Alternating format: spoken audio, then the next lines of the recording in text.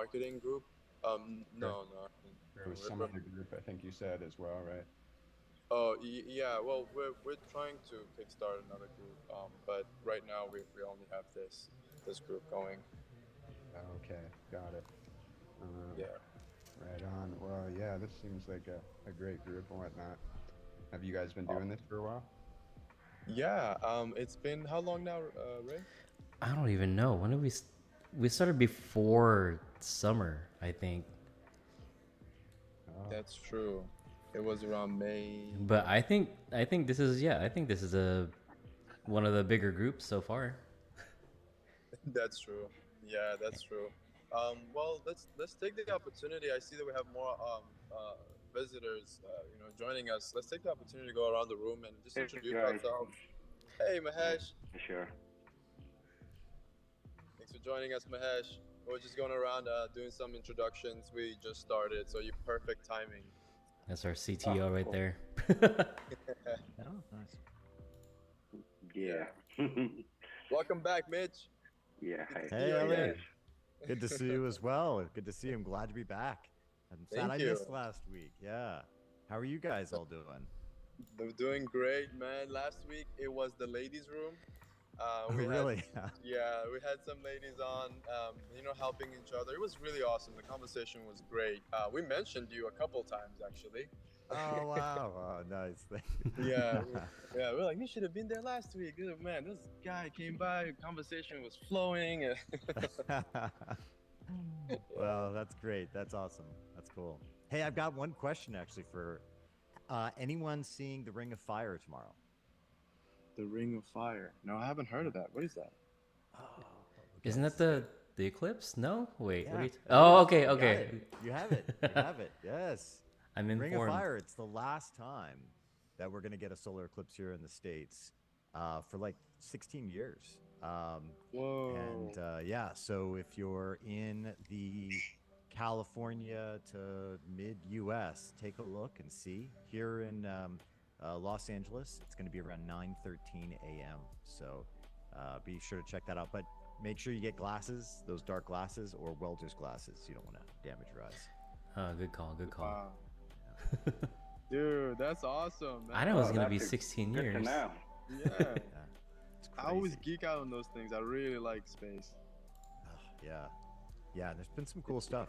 Like just this past week, they found out that they found water on that asteroid where they did the. What? Yeah, they took samples. They had that the satellite go and get samples from an asteroid, and they found water and carbon. So the basic building blocks of life were on an asteroid. Yeah, they just released those No way. findings this week. Yeah, it's wild. wow. Okay, that's insane. Wow, how did I not hear about this? How did I miss this news? It's know, these things where I'm like, I don't know why I never got into astrophysics. I know. We're also focused on our, tech, It's like I understand. You guys, it's when you got startups and stuff, sometimes it's just like gotta Yeah. get that focus. Well, that's where I come in. I'll bring some of the outside world facts. Yes, to the please table. plug us in. Plug us in. We got quite a big rock here at Softworks. It covers quite an area. we, Nice. we, we need some injection. We need somebody to come in and let us know what's going on. And so that's good, man. It's nice to hear from you again, Mitch. Thank you so much for joining us again. It's always a pleasure to have us join us. So want to move on. So I'm just gonna point out fingers, and that way we can go around. Pratoy, how do I say your name? Sorry, I'm. Hi. Yeah, it's actually Prottoy, but it's a difficult name to pronounce. So Krypton. I get Okay. that.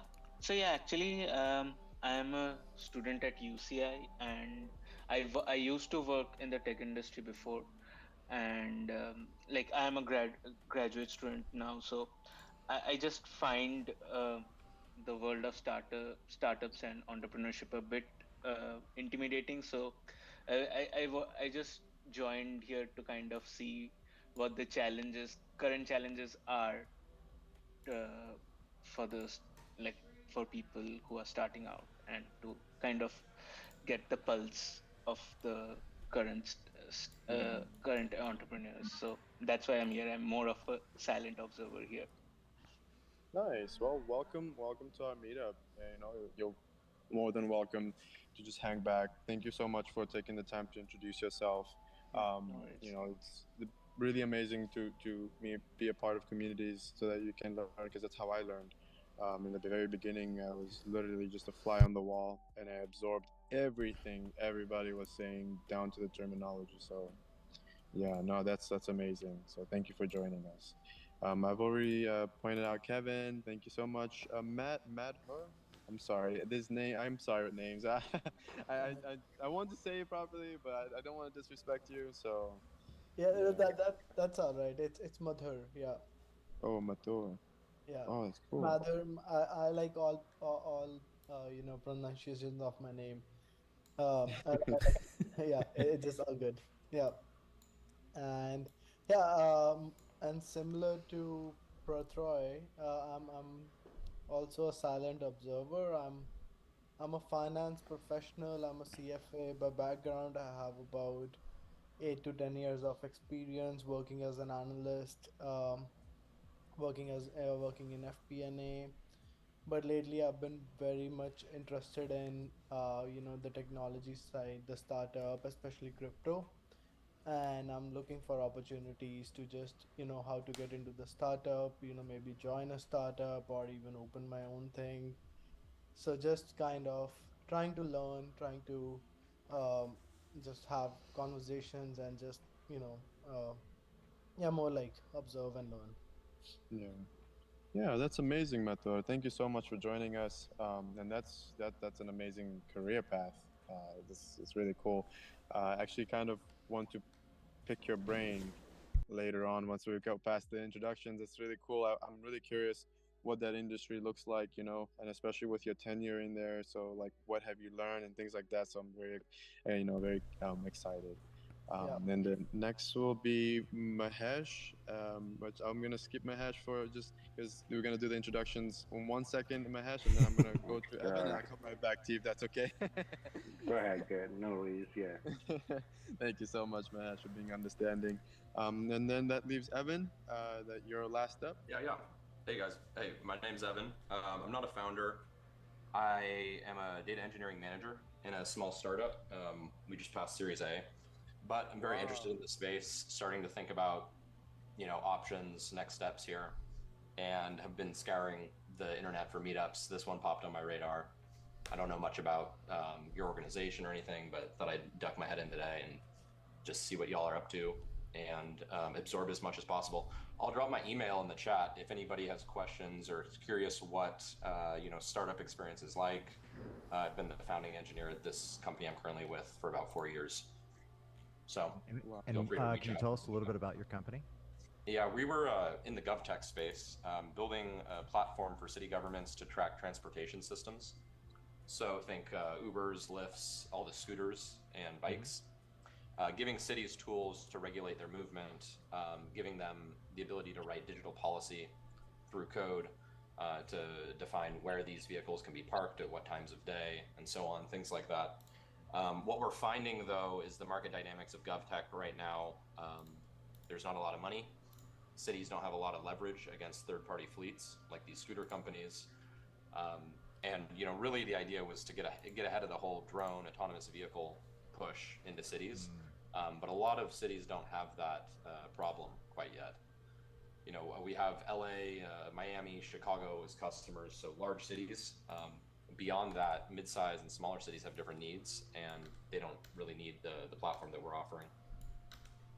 There's a whole web of open source versus private proprietary work I could go into too, and how we've kind of managed that. But it's a complicated space, and it's slow moving. Yeah. Congratulations on that. Yeah, congratulations on that. I agree. That's an amazing feat you got there. The Series A. That's a big step. Um, so that's really cool. We actually would, if you could share a little bit about that, Evan, because we have Metor and Pratoy that want to learn about that space.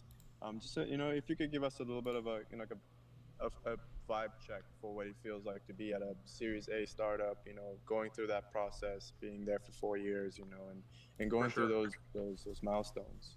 Thanks, man. I really appreciate that. Thank you. Yeah, I think if you guys are considering, joining a startup or founding a startup, helps to look within yourself. What drives you, what principles do you have? What stage of growth are you ready for? At an early stage company, you go through a couple different phases. I've been there when there was 5 of us and we were trying to find product market fit. And so there's a lot of kind of off the hip research, and it's not all the time structured. You're doing a lot of testing, you're doing a lot of validation. As an engineer, you might be talking to customers, learning customer pains. I don't know, if you all here are technical background or on the business side, but there's going to be a lot of stretching. And then as you go through growth, after you get your seed, you're raising Series A, starting to hire a team, depending on what you guys are building towards. If you're founders here, thinking about how to grow a team, how to look at hiring, how to structure that process. And then, I think one of the perspectives I have going through this is product really matters. If you're engineers, having a good product organization really helps, knowing what your customers want, knowing what to build, spending the right time building the right things. Also, how you raise too. I think the landscape of venture capital has changed a lot, but we've also taken corporate loans too, which have hurt us when we're trying to sell the company because we have this debt on our books. So if things go a way that you weren't anticipating and you can't raise Series B, like the situation that we were in, understanding how you raise your money might have impacts down the line. Yeah. No, that makes sense. And I'm curious, if you're able to share, how did you end up structuring the deal? Did you go down safe, convertible? What was your how did you raise your equity? We took 10 million in corporate lending for just at a high interest rate without giving away any equity. So the move was to preserve our equity and taking the corporate and the financial loan. But because of that, we had this debt that we couldn't repay. Whereas maybe if we tried for a Series B at a lower amount and gave away some equity, we wouldn't be in that same situation. Got it. And that's primarily because you're already seeing revenue. You've already got revenue, so you're confident in your ability to pay it back. At the time we were. Now we were not able to raise Series B, and our revenue was not meeting our burn rate that we had. So we were trying to pivot to acquisition, and that's why I'm thinking about next steps here, is because we're slowly going under, not able to support doing layoffs. And so there's the flip side of, building a company is shutting it down and understanding maybe how to avoid some of that. I could see some learnings from this process is instead of, we've had kind of 3 waves of layoffs. And if we maybe had taken a deeper cut earlier and just gone down to bare bones to survive through certain times, we probably could have waited out the burn rate that we now have. If we just laid low for maybe a year or 2, things would pick up again. Oh, so interesting. Understanding when to cut is also very important. Yeah, that's true. It's kind of almost like an art less than a science, right? Because you have to know when to accelerate, when to decelerate. Right. Yeah. And it's, a lot of times I think we went for the best outcome possible. We were pretty confident earlier days when we were signing larger cities. And we tried to preserve as much equity as possible. But maybe if we took a lower round for a little bit of dilution, we would have had a Series B, we would have had some more revenue, we would have been able to survive a little bit longer, and things would have picked back up. Because really what we were seeing is the demand from the third-party fleets like autonomous vehicles and drones are not hitting cities quite yet, and that's really where our software could really add value. I see. Yeah. So basically that. Oh, go ahead. Yeah. No, go ahead, Mitch. Yeah, Evan, I think like you guys really did a good thing. One, not going towards the investor and taking the loan, which was a bold move, which none of the startups do right now. So, which was like a bold move, and you went all the way up to Series A, which is a good thing. And I'm pretty sure you guys will be able to get it on Series B. It won't be a big problem. Yeah, it might take a bit of time. So, yeah, eventually, I hope like you'll get it. Thanks. So you're saying that the loans were the roadblocks? Not a roadblock, but it's something just retrospectively looking back. It's making an acquisition a lot more difficult because now we Yeah. have debt on the books. So whoever's looking to acquire us is going to have to, pay that debt off immediately. Whereas, taking some dilution and raising a lower round may have given us a little bit more runway.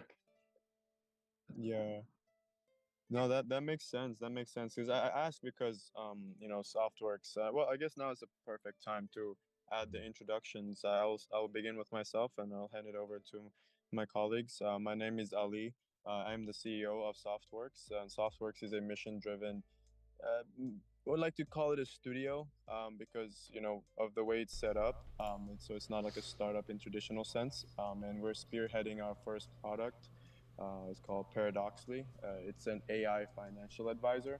And on this call with me are both my teammates. We have Ray, which is our community director. He takes care of everything online, social, meetups such as these, organizing.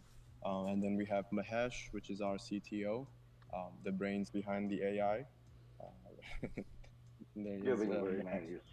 So, And I'll hand it over to you, Mm, Mahesh, to continue your introduction. yeah, sure. Thanks, Ali.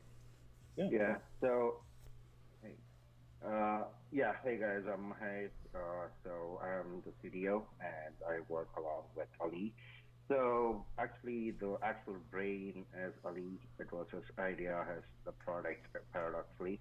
So I'm just being a part of it and trying to build it on top of it and try, eventually down the lane we will try to make it more robust, user friendly, and scalable as we grow.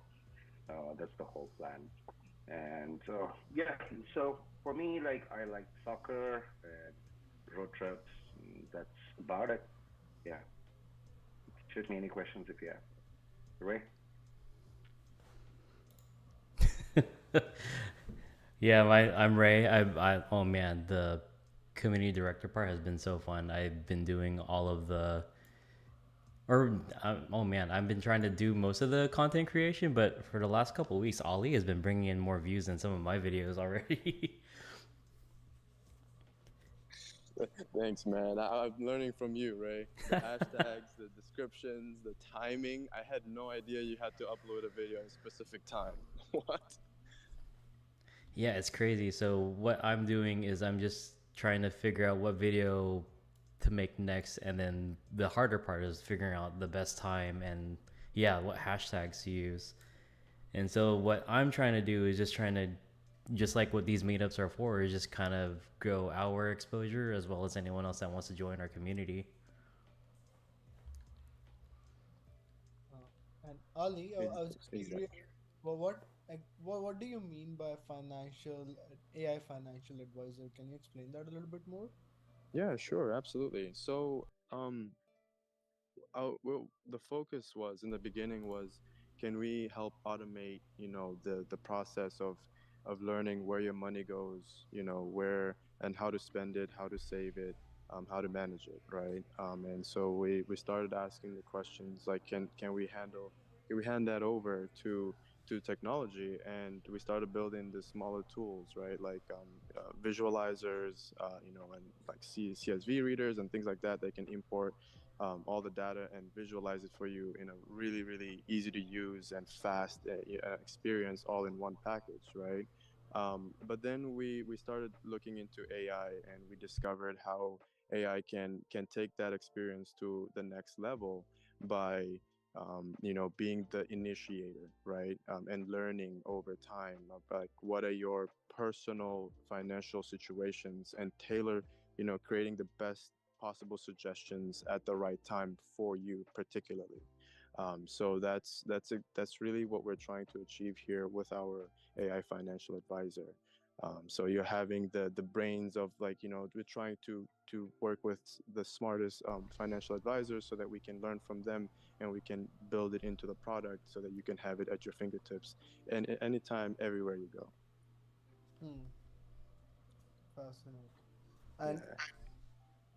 and how the like what is the best financial advice?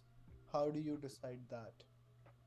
That's a very good question, and that's why we want to work with financial advisors, right? So step one, the most basic is just importing all the financial information and first getting an understanding of what the person looks like financially. And we do that by connecting your bank account, looking at your statements, figuring out where you are in your finances, and then trying to create for you a journey that will bring you up, over time. So we look for metrics such as your savings to spending ratio. We look at savings to like debt ratio and things like that, and we try to push it in the positive direction. So let's say you make a purchase, right? Right then and there, the AI would process it in the cloud. It will say, hey, you made this purchase. It really wasn't wise. It'll do this and this and this for you. Or if it was wise, this was really good. Like this past week, you just saved like 20%. You this much closer to your goal, of being financially free, and so on and so forth. Hmm. Interesting. Yeah. Yeah. And it's funny. It's actually I kind of want to ask you some questions because I know your tenure in the financial industry, um, actually is very interesting to us because we want to know more from as many perspectives as possible. Yeah, no, definitely. I can, if I can be of any help, I'll love to contribute. And I find this topic very interesting because as soon as you mentioned, AI financial advice, and I got curious. What is Yeah. it about? And no, no, definitely we can talk more about this whenever. Yeah. Yeah, no, I'm really glad. I'm glad you find this, exciting because we like living and dreaming this, every day. And just recently, we decided to start connecting with financial advisors such as yourself, or people in the industry, so they can help guide us. But beyond that, we want to also create a space where we can connect people to the right help, right? AI we are right now, right? Let's say it goes 80% of the way. We want to take the customer to the 100%. We want to be able to connect them with individuals such as yourself, and like who have crazy experience, who can go into the details, and they can really create that personal experience. So man, I'm really happy to connect, man. I did drop my LinkedIn link, so please send me an invitation. I'm really happy to keep the discussion going. No, I'll send it right now. But yeah, but that's the difficult part about the problem that you're trying to solve is deciding what the best financial advice is. Yeah. The situation is so complex, and I'm not sure if you're giving investment advice, because if you're not doing that, then is it really the best financial advice? Mm. Uh, with that, yeah, but yeah, would love to Yeah. talk about this. Yeah, it's Yeah. interesting. Yeah. I Yeah, think so it adding actually. to that, yeah, I'm sorry, Ray, Go ahead. you had something? Oh, I'm sorry. Yeah, I was about to tell, like first thing is like they have to stand up on their feet and then they can think about the investment. So it's pretty much, having your savings and taking off your debt and be on your feet. Even like, you should be like Ali mentioned, you should be free financially. And obviously we do have the investment, and cryptos. We do have it in the app, which will be eventually enabled soon. Okay, interesting. Yeah. Yeah.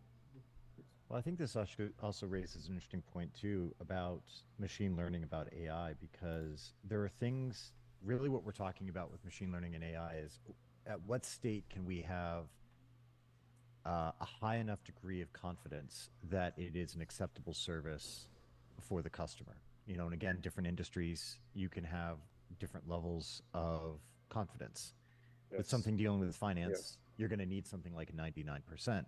But then, kind of like, as it Madhir, sorry, my apologies. Is that how you pronounce your name? Yeah, Madhur. Yeah. Madhir. Yeah. Like you were saying, is it's a matrix also of it's not just a binary, like is it successful or is it not, because there's different types of strategies, because not only are you dealing with different risk tolerances, but you're also dealing with different perspectives. And I guess that's the question is, you know, when you're approaching that and when you're thinking about something that's that complex and knowing where machine learning is and the cost of machine learning and processing this, are you having a roadmap set right now that's saying the uncertainty that we're getting in from the algorithms is going to be covered by humans, and then you'll phase that out, or are you going to continually rely on having a human kind of financial advisor to be reviewing the stats to keep the certainty high? I love this question, and that's actually like a deep, insightful question.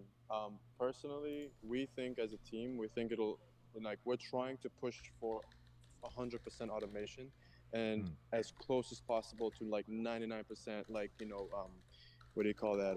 The rate of getting it right, right? Certainty. Yeah. The certainty, yes. Sorry, I couldn't remember the word, but that is on the top of the board, right? Because like especially what you said, like something about finances, it is. Just 1 second, sorry about that. Okay. So yes, it's at the very top. It has to be right. We can't be steering people, especially financially, so because it's a very, very important thing, right? It's not like a social media post. It's like okay, whatever, But this is people's finances, so yes, it's at the very top.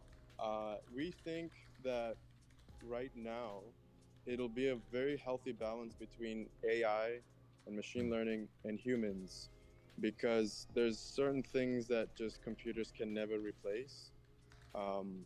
And what we're seeing is that, like, at least for me personally, as I'm using the app, right, like I'm going out, I'm making purchases, I'm using the app, and I'm seeing where AI is really shining, right? Like it's that instant feedback, like learning what I'm doing right away, and giving it to me. But then there are those moments where I need a little bit more, and I just feel like talking to somebody. And so that's where we feel like, okay, we got to bridge that, and figure out how do we get the customer to that point, right? But it's cool because it presents a really cool like opportunity, because yes, our AI is not like there yet where it can cover 100%, but it leaves us open to bring people in, which is something that at Softworks we love. Like we love community, right? We want to foster that community. We want to help people. We want to bring them in. And so that's why we're thinking, okay, you know what? Let's, in addition to our AI, let's start adding certified financial advisors to the network as well. So that the customers say, okay, you know what? I really like this tool, but I need to talk to somebody right now, and boom, they're right there at the fingertip, right? It's a win-win-win situation. The customer wins, they get per person. The financial advisor wins, they get a client, and we win because both our customers are happy. You see, but that does not pull away from the fact that the Softworks team, we're gonna be working around the clock to make sure that the AI is like as close to like expectations as possible. Right. And that's, well, Mahesh, he knows, like, I'm always asking this question. I'm always like, questioning like him, like, hey, can we do this? Can we do this? So he knows exactly where I'm coming from. But Mitch, that was a fantastic question. Thank you so much. Yeah, and one recommendation I'd have when you're setting that up, actually, and you're starting to bring in these advisors, because these advisors are basically going to be part of your you can almost make them like create almost like a certified program, a certified Softworks program, and I'd almost recommend doing that. And the only reason why I would recommend this, and you guys might already be thinking about this, but is because all the data that you've got, someone still has to make sense of it, and a lot of financial advisors can do that, but not all of them are going to be able to explain it well and explain it up to your standard. And so I think that would also be a potential thing that you'd be taking a look at, because if you did that, you could say you're a certified Softworks financial advisor, which would potentially allow you to know, again, the level of care that's being communicated. And it's based on communication, how they're reading the data, but also how they're communicating it out, and thinking about those as two core. Is that something you guys have been thinking about, like doing some type of certification program or? Unfortunately, not yet. This was pretty much this past week and a week and a half ago. It's like wow, nice. Yeah, we're like, it's like real time. It's happening in real time. We're getting feedback. So I'm actually really excited about that idea, that certification. It makes me feel more confident, right? Like if you see a list of certified financial advisors, you're like, okay, cool. Like they're certified. It took some time. You know what I mean? Like I can trust them, Mhm. and it builds trust. So that's really cool. That's something for the board. And You should join us, Mitch. You should definitely join us, man. What are you doing in LA? Come up. I know exactly. I love I love well because you're in two places. You're in Florida and you're in San Francisco, right? Yeah. Yeah. Yeah. There you go. Two good places to Mainly, be. mainly San Francisco. I'm California born, so my. and Alia, what source data are you using to train your model? So the data that we're getting from is straight from the banking information. So like your bank statements, transaction history, so when you sign up, you basically check off what information we can access, and it's mostly just bank account information, nothing more than that. But we're using the data that the users generate within the app, for example, like the messaging or transactions or things like that that we capture. In order to build a database so that we can start training the models when the time is right. But did you use any other data to train the models to begin with, or this is all you started with? No, it was all we started with. When we first started, we didn't even have any AI capabilities. It was basically like a management studio where you would connect your account and it would visualize all your data. So by the time we got to the AI part, we already had like data sets and like data tables pretty much set. But as very soon we want to share with the world, Mahesh will be explaining, you know, the process of designing your LLM at the same time designing your data sets so that they match. And so, actually, I'll pass it on to Mahesh. What am I doing? Mahesh, please explain. You're the He's expert here. in this. What am I doing? I'm so sorry to take your space, man. You're supposed to kick me off, man. I'm kidding. I'm kidding. Yeah, thanks, Ali. Yeah, no problem. Yeah, yeah, about it. So right now we are trying. So to give a bigger picture, so I also run another startup, me personally, which is called Hash AI, and where I'm building LLM from the scratch. And so that is the actual, it's not like GPT or bots, it's completely different. And we are proceeding further with that. And we would be using that in order to get more financial information. And these financial data is basically, like financial books, like kind of things or PDFs. Those are the initial data sets in order to train initially. And that also includes with our forum chats and customer data kind of things. Eventually, we'll go there. Are you building your own, like when you're saying your own model, are you just meaning your own model of data, like but using No, llama, or are you meaning you're actually building your own building the algorithms for llama. really? Yeah, pretty much like that. So that's what I do in on his hash AI. It's a different separate startup which I run it. Yes. Why is that? Why build your own at this stage? Yeah. So the actual story. So this I figured it out like more than like 1.5 years before. I tried, GPT, Llama, and everything. The main problem over there is, they are all like built on top of. Considering the data set, it's pretty huge because they are Mm. mainly social media content and everything. For example, if I have to go with the financial data, so what I need mainly is the financial books, the Mm. financial, kind of things. And within that, it can learn the data because the terminologies are completely different than a social media chat or social media tweet or a blog. It's completely different. And it's really hard for the existing LLM.